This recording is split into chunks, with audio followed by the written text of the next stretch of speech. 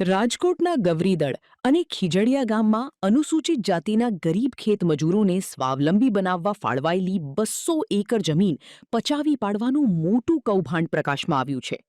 રાજકોટ તાલુકા અનુસૂચિત જાતિ સામુદાયિક ખેતી સહકારી મંડળીના પ્રમુખ શૈલેષભાઈ પરમાર અને આગેવાનોએ આક્ષેપ કર્યો છે કે વગદાર લોકોએ પૂર્વ પ્રમુખની ખોટી સહીઓ કરી જમીન પર અનધિકૃત કબજો જમાવ્યો છે અને સભ્યોને જાનથી મારી નાખવાની ધમકી આપી રહ્યા છે.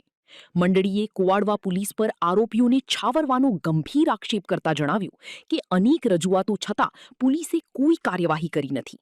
હવે મંડળીના આગેવાનો કલેક્ટર સમક્ષ લેન્ડ ગ્રેબિંગ હેઠળ આકરી કાર્યવાહી કરી જમીન મૂળ ખાતેદારોને પરત અપાવવા રજૂઆત કરશે. વર્ષ 1983માં ફાળવાયેલી આ જમીન પરથી દબાણો દૂર કરી ગરીબ પરિવારોને ન્યાય અપાવવા મંડળીએ લડત તેજ કરી છે. હું શૈલેષભાઈ પરમાર, રાજકોટ તાલુકા અનુસૂચિત જાતિ સામુદાયિક ખેતી સહકારી મંડળીમાં હાલ પ્રમુખ છું.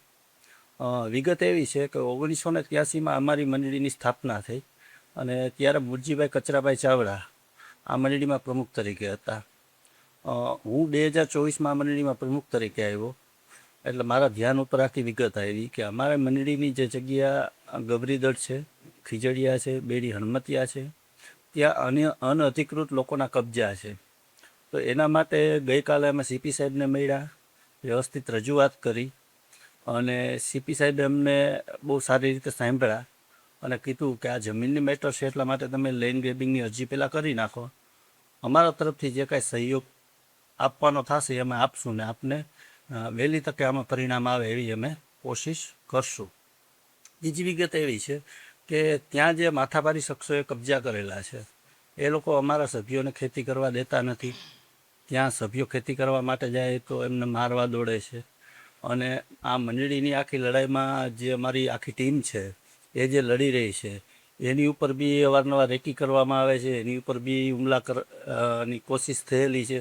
એની પણ અવારનવાર અમે લગત પોલીસ ચોકીમાં અરજીઓ આપેલી છે. નંબર 3માં એવું છે કે અમારી માંગ એવી છે કે વહેલી તકે આ અનધિકૃત લોકો છે એ કબજા ખાલી કરે તો અમારી સમાજના ગરીબ લોકોને અમે આ જગ્યા આપી શકીએ ને એ ખેતી કરીને એમાં પોતાનું ગુજરાન ચલાવી શકે.